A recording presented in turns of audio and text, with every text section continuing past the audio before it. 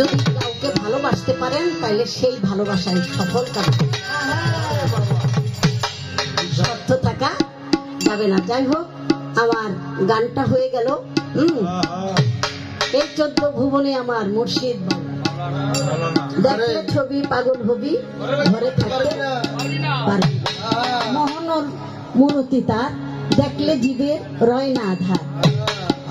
আরজ করছি সাগর পাহাড় দেখার বাকি থাকে না। এখানেই সপ্ততলা আসমান, এখানেই সপ্ততলা জমি, এখানে লোহে মাহফুজ, এখানেই সেই সিদরাতুল মুনতাহা, এখানেই মক্কা, এখানেই মদিনা, এখানেই আসওয়ান। সময় উপযোগী সেই অন্তর চক্ষু যদি খোলা রাখতে পারো তাহলে তুমি নির্জনে দেখতে পারো। বাবা লোক দেখাইয়া দেখানো যায় না, দেখাও যায় না। প্রেম হলো গোপন, যত রাখবে গোপন ততই থাকবে আপন, করিলে প্রকাশ হয়ে যাবে সর্বদা।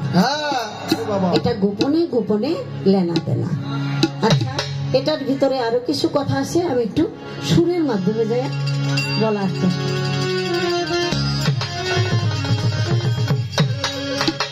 গুরু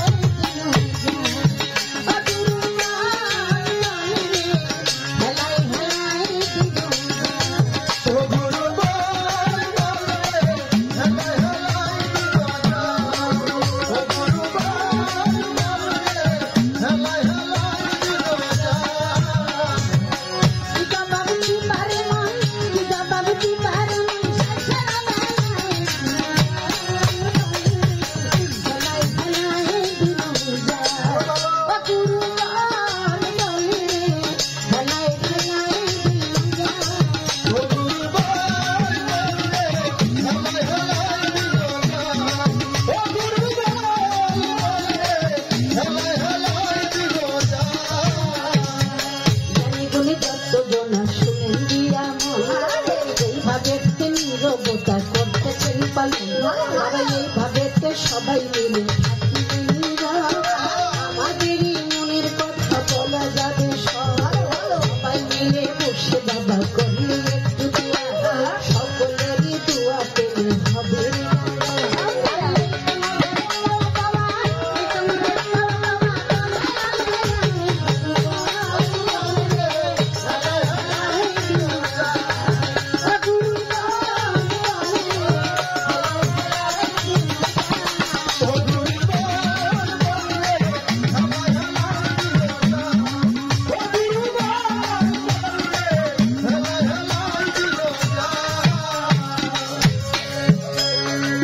একটি কথাই আছে আমি সবারই দিকলা, জ্ঞানী গুণী যত জনা আছেন সবাই বলা, বলা হয় ভক্তি ভরে রাখিলে প্রাণ,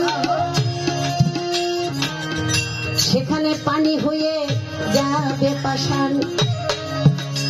ছন্দটা বলেছি গানে গানে হয়তো অনেকে বুঝতে পারছেন না,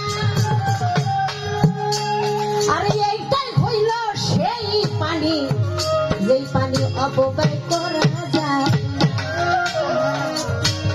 এটাই হলো সেই পানি যেই পানিতে আমার আপনার সৃষ্টি, এই পানির প্রতি রাখতে হবে দৃষ্টি। এই পানির নাম হলো জীবন, এটা হলো আভায়াতের জল। যে আভায়াতের জল আমাকে সচেতন সবল রাখে, শক্তিশালী রাখে। আর যদি সেই জল অর্থাৎ আভায়াতের জল জীবন বাড়ি যদি আমি যত্রতত্র যখন তখন পশুত্ব নিবারণ করার জন্য নাভির নিম্ন দ্বার দিয়ে আমি যদি সেই মহা অমূল্য সম্পদ পানিকে যদি দুর্গন্ধ পানি রূপে পোকামাকড়ের খাবার রূপে পাঠিয়ে দিই, তাহলে এর জন্য জবাবদিহিতা করতে হবে মালিকের কাছে। দেখেন কত সামান্য বিষয় বলে। বিয়ে করেছেন, দরজা খুলতেও মনে চায় না।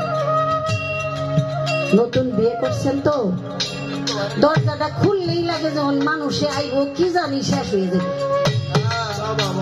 আপনি এত ক্ষতি আপনার করতেছে, আপনি কি করতেছে? আপনার দেহের মধ্যে রতি মতি জ্যোতি আপনি সামান্য আনন্দের জন্য আপনি করতেছেন মুহূর্তে মুহূর্তে, আপনার তো থাকবে না কোনো গতি।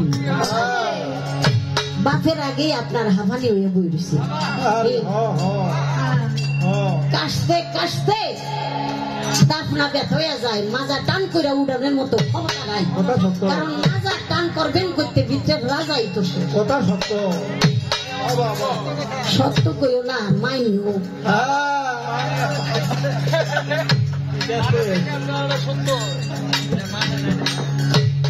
কি বাবা, দেহের ভিতরে রাজ্য আছে, রাজা নাই, সেই রাজ্যের কোন দাম নাই।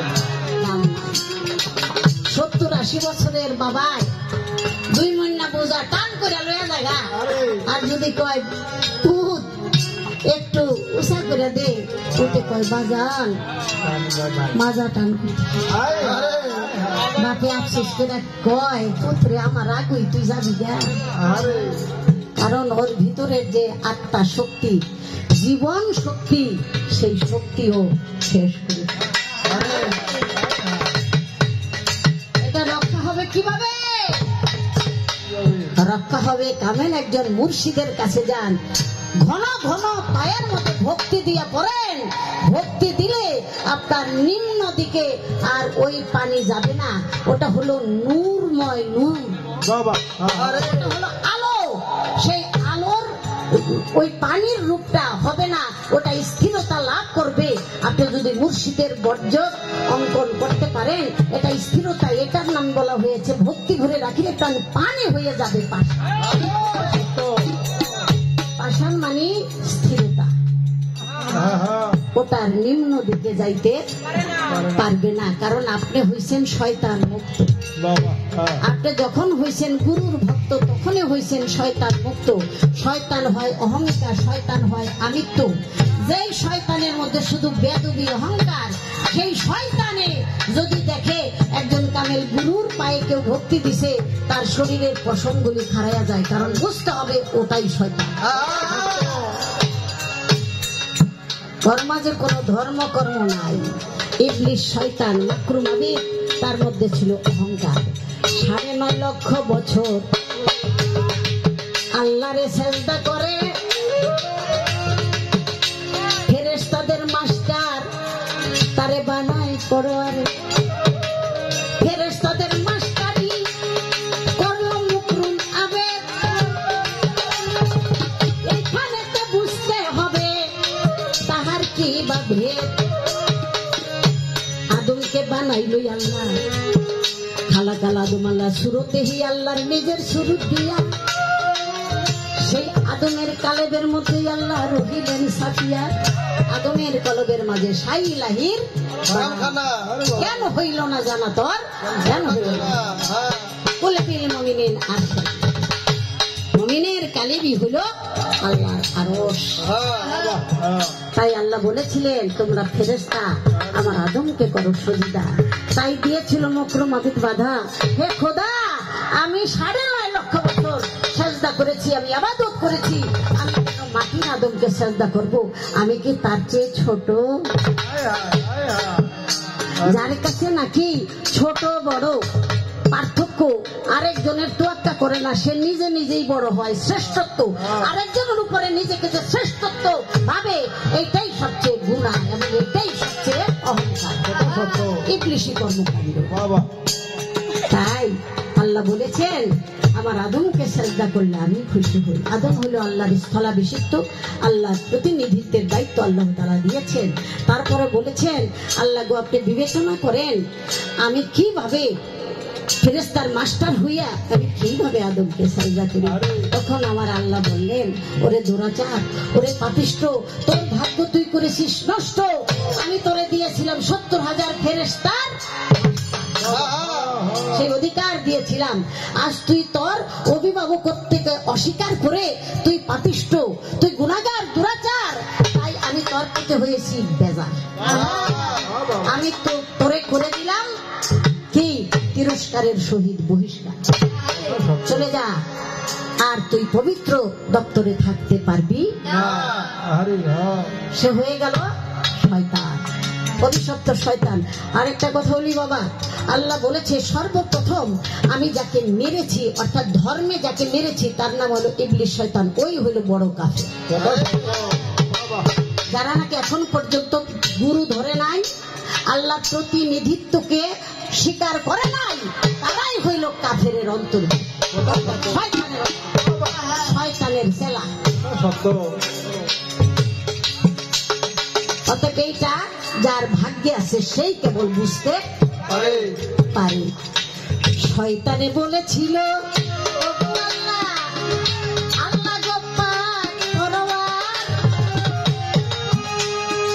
আমি ইবাদত করেছি 9.5 লক্ষ বছর, এত ইবাদত করিলাম আমি আল্লাহ পরওয়ারদিগার, তার বিনিময় কি কিছু পাবো না এবার? বিনিময় কি কিছু আমায় করিবেন না দান? আমার আল্লাহ বলে ওরে মুকরুম শয়তান, আরে তুই কি চাবি? সেদিন কি চেয়েছিল যে আদমের জন্য আজকে আমি আপনার কাছ থেকে দূরে চলে গেলাম, সেই মাকরুম আবিদ কিন্তু আল্লাহকে অস্বীকার করে না। একটু একটু একটু জ্ঞান দিয়ে দেখতে হবে, বুঝতে হবে। মাকরুম আবিদ কিন্তু আল্লাহকে অস্বীকার করে নাই। ও দেখ আল্লাহকে সেজদা কিন্তু ঠিকই করছে, আজ পর্যন্ত যা আমরা করে থাকি। অনুমানের খোদাকে সে সেজদা ঠিকই করছে, কিন্তু বর্তমান যেখানে সেজদা করলে আল্লাহ খুশি, আল্লাহ তাআলা হুকুম সে তখনই অমান্য। আজ পর্যন্ত বাস্তব বর্তমান আল্লাহ আল্লাহ প্রতিনিধিত্ব, আল্লাহর সেই স্থলা বিশিষ্ট, আল্লাহর সেই আল্লাহওয়ালা পীর মুর্শিদ আহলে বায়াত পাক পাঞ্জাতনের অনুসারী যারা, তাদের কাছে যারা বায়াত হইল না, তাদের কাছে যারা ভক্তি দিল না, তারা বাবা সঠিক অর্থে পূর্ণাঙ্গ মুসলমান ইমানদার মুমিন হতে পারে।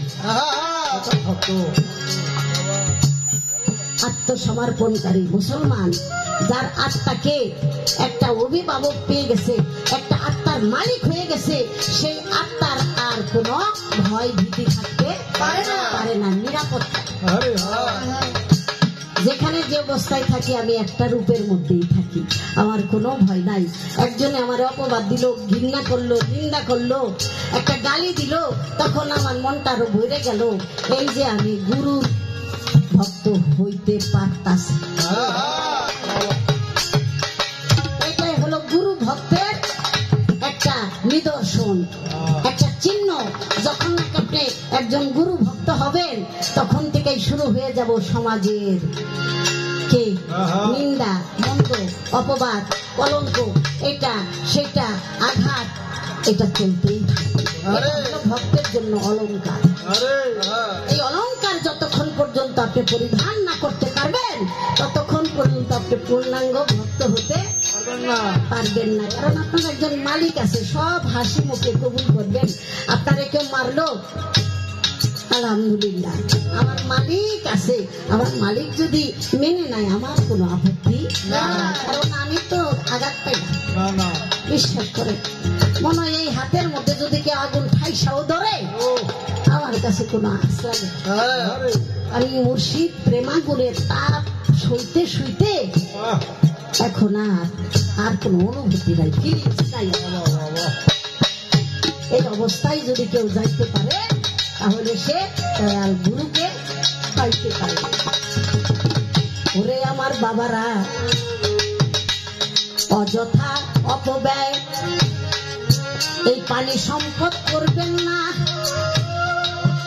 তাহলে আপনি কিন্তু মুক্তি পাবেন না। হাসিতে খেলিতে যেই জন্য এই পানি শেষ করিয়া দিল, আত্মহত্যার স্বামী সে খুনি হইয়া, প্রতিদিন যে হত্যাকে শেষ করিয়া দেয়, সে কিসের শক্তিতে বেঁচে থাকবে বলেন না? আমার রজ্জব আলী দেওয়ান কি বলেছে, এই হলে জ্ঞানের অঙ্কুর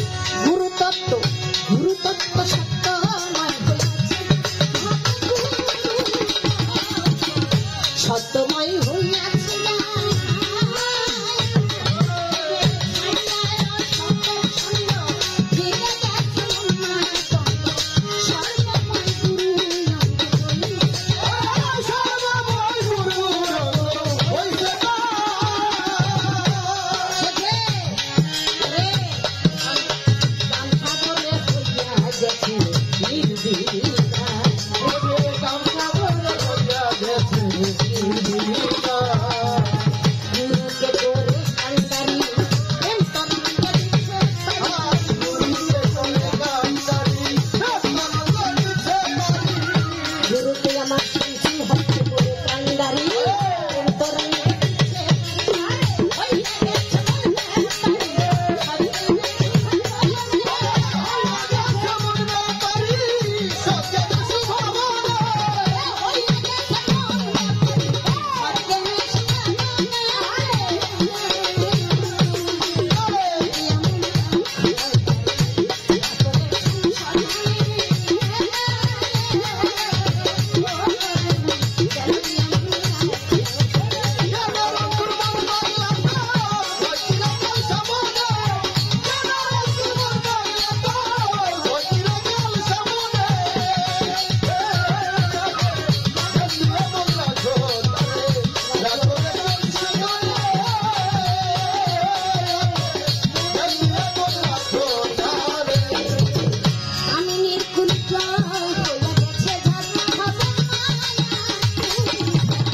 জয় হইয়া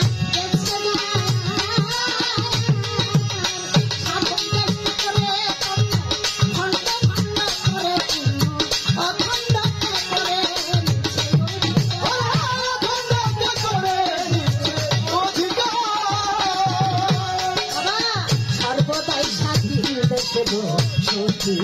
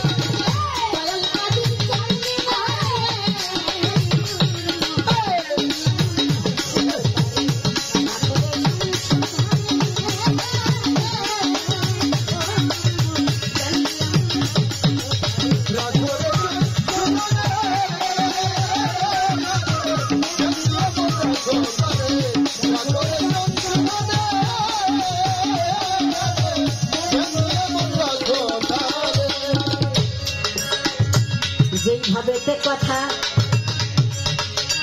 আমার শিষ্য বলে গেল, আমার সাধকের দুটি গান গাওয়া হয়ে গেল।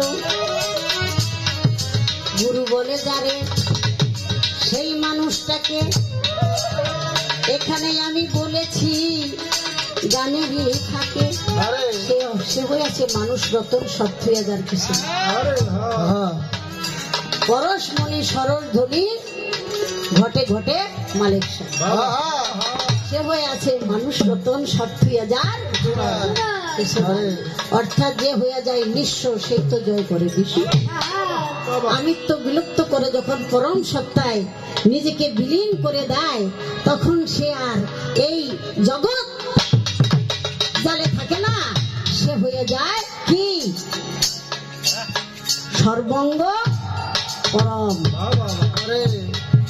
যাহার বদন দেখলে তোমার মনে যাবে আনন্দ, তারে বুকে জড়িয়ে ভেব সে তো স্বয়ং গোবিন্দ।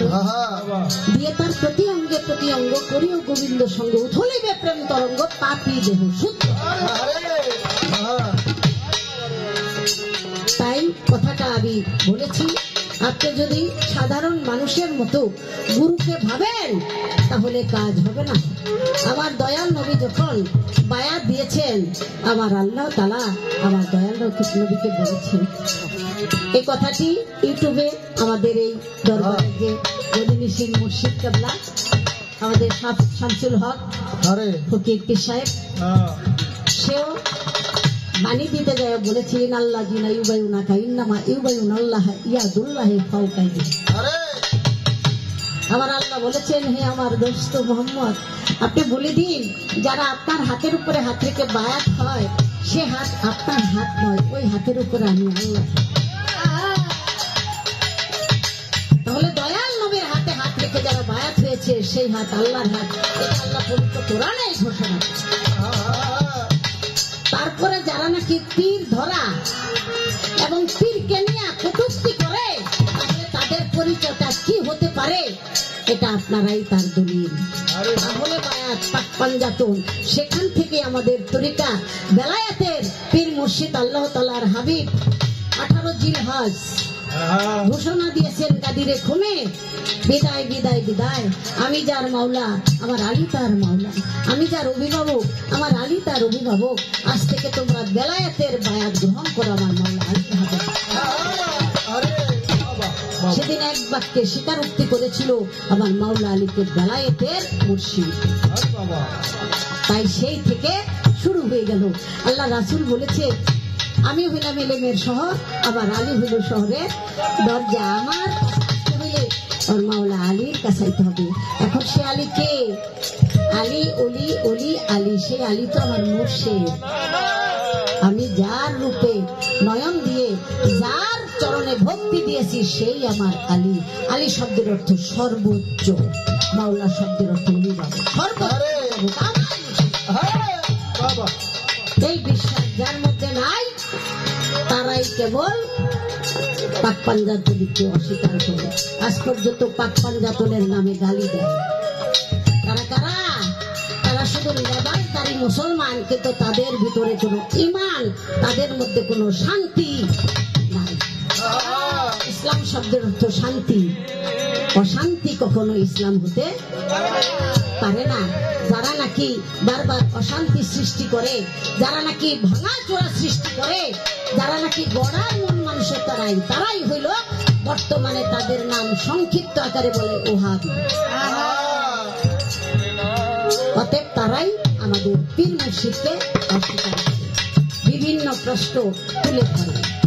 আশা করি আমি কথাটা এখানে বলার চেষ্টা করলাম।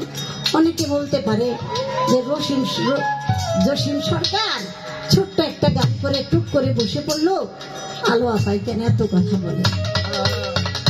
বাবারে গুরুগিরি করতে গেলে একটা গুড়া গুড়া হয়ে যাবে। মাঘ মাসের শীতে মোজা পায়, তারপরও হইল ল্যাপ কম্বল, তারপরও শীত লাগে। এর মধ্যে বক্তা এসে কয়, বাবা মোজাটা খুলেন। কেন? কয় বুইরা নখটা ভিজে একটু পানি নেই। আছে না এরকম কিছু পাগল ভক্ত? সেই পাগল ভক্তরে সুখী করার জন্য, সুখ দেওয়ার জন্য শীতের মতো নখ বাইর করে দেয়। এটার নাম হলো গুরু। অনেকে কয় বইয়া বইয়া পেট ফুলাইয়া দুধ কলা খায়, কোনো কামই করে না। বাবা গুরু যেই কাম করে তার ঘাম শিখা যায়। কারণ তোমরা তো ভক্তি দিয়ে এইটা চাও ওইটা চাও, পোলা চাও, মায়া চাও, ভালোভাবে থাকতে চাও, পোলা অসুস্থ, সুস্থতা চাও, তুমি যখন ভক্তি দিয়া তারে কবুল করে নাও, যত তোমার জ্বালা তাপ সমস্যা সব গুরু গ্রহণ করে। মাঝে মাঝে কয়, তাই বলে গুরু তার আবার এত অসুখ হইতা, আরে ওনার অসুখ না, তবে অসুখ যে কবুল করে নিছে এখন ওইটা তো বহন করা লাগবে। এটাই ভাবা হিসাব বিকাশ। একটু হালকা কথা দিয়ে আমি বোঝাতে চেষ্টা করলাম, কিছু বাচ্চাও আছে না, এই জন্য আমি বিষয়টা বোঝানোর চেষ্টা করলাম। তো আমি আমার এই ভাই সাহেবকে বলবো, শুনেন, পাল্লা যে শুরু করলেন, কি দিয়া শুরু করলেন? কি দিয়া? আপনি তো শুরু করলেন এই মহাদেব রে দিয়া। না না, এতে ধরলে তো মারা, এতে ধরা যাইব না। আপনি গুরু শিষ্য পালাটা তো অন্য জগৎ থেকে শুরু করা দরকার।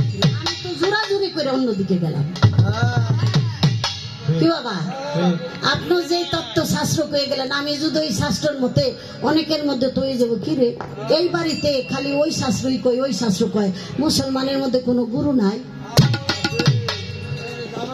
এটা কিন্তু পরে সমালোচনা, অনেকে লাইক দিছে, ওইখানেও কিছু কমেন্টস চলে আসে।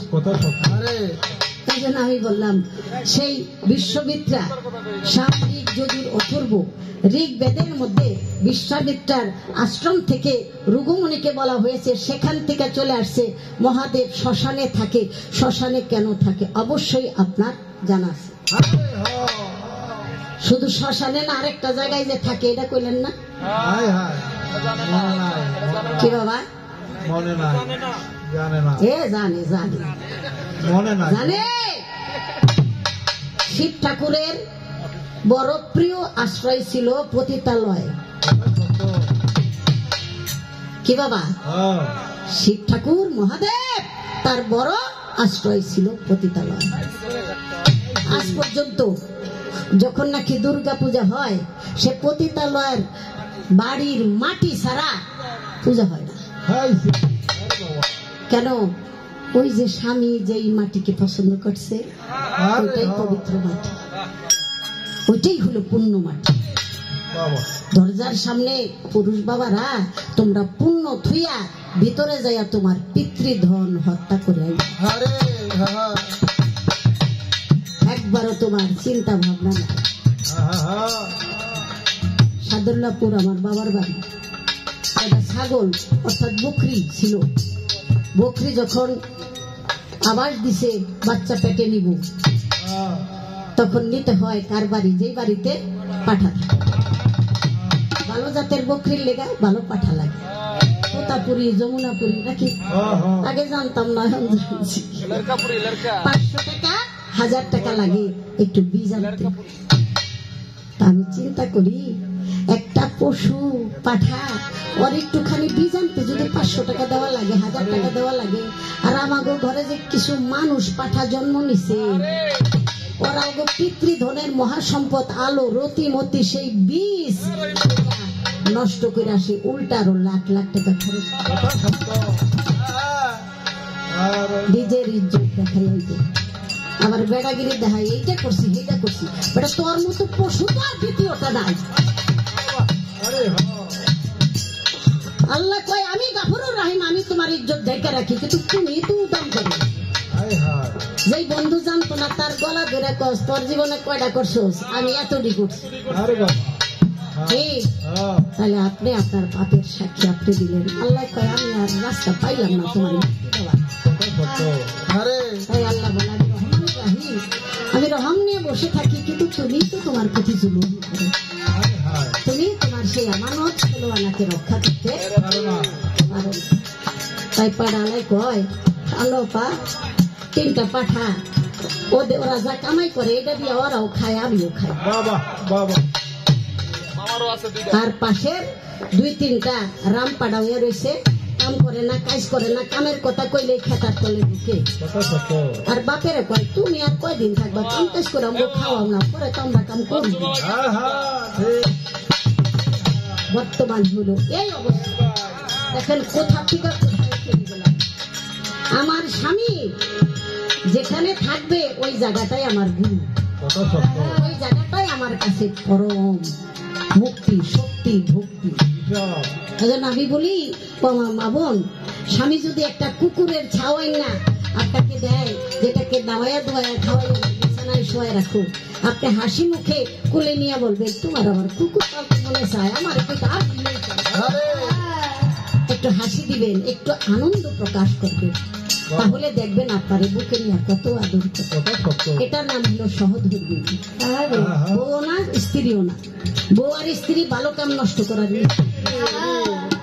সে শুধু টান পারে কতক্ষণে স্বামীর জানটা বার করে দেয়। আর যারা সহধর্মিনী তারা চেষ্টা করে আমার স্বামী যেন না মরে, সেই হয় সতী যে নাকি রক্ষা করতে পারে পতির রতি মুক্তি। লাগু না বছর বছর যুগ যুগ, দরকার কি ফরজ গোসলে? দুই একটা পোলাপান হইলে হইছে, না হইলে না হইছে, আমি ভালোবাসা প্রেম দিয়ে তারে বুকে নিয়ে জিন্দগি প্রেমের চেয়ে এত বড় আনন্দ আর কিছু থাকতে পারে না। এখানে অনেক মা বোন দেখছি তারা হাজবেন্ড ওয়াইফ দুইজনই এই দরবারে মরে, দুইজনই হাসি মুখে, এর চেয়ে জান্নাত আর কিছুই থাকতে পারে না, আর কোনো বাধা বিঘ্ন নাই। তাই আমি কথাটা এখানে শেষ করলাম। এর মধ্যে যদি কোনো পয়েন্ট থাকে তাহলে আপনি তুলে ধরার চেষ্টা করবেন। আর তো কিছু নাই রে আমার, আর তো কিছু নাই, মাত্র একটা কথাই আপনার কাছে জিজ্ঞাসা করে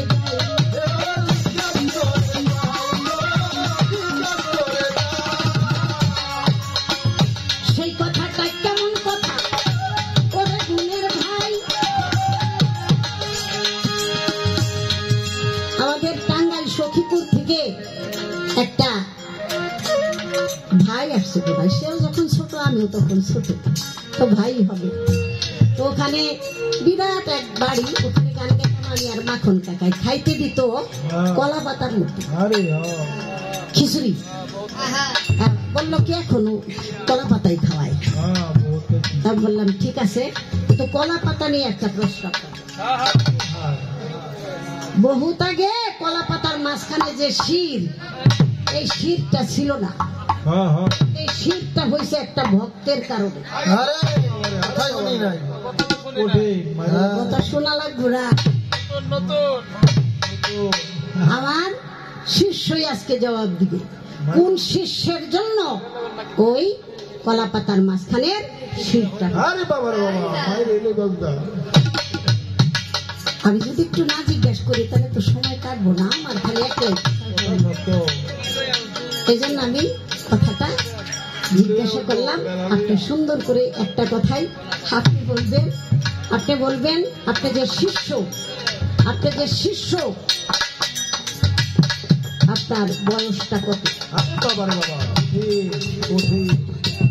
আপনার বয়সটা কত? আপনি আবার কইেন না 63, 64, 65।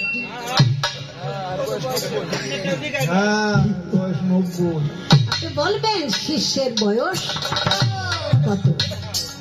এটা যদি বলেন তাহলে আমার কাছে খুবই ভালো লাগবে, বললে একটু আনন্দ লাগবে। এই জন্য আমি একটু মোড়টা একটু উল্টায় দিলাম। আপনি বলেছেন আশেকান জাকেরান শাকেরান,